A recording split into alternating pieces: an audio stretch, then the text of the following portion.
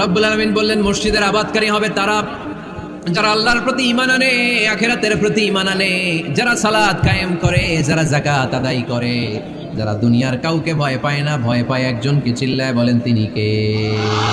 যাদের হৃদয়ে আছে আল্লাহর ভয়, তারা কবু পথ ভুলে যায় না।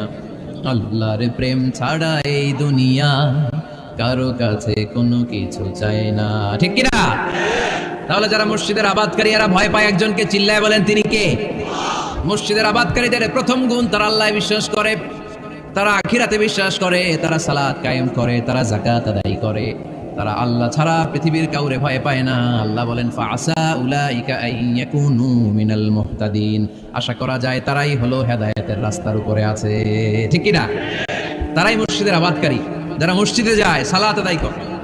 এখন মসজিদের আবাদকারী আপনি হতে চান, আপনি মসজিদে যান না, আপনি আবাদকারী হতে পারবেন?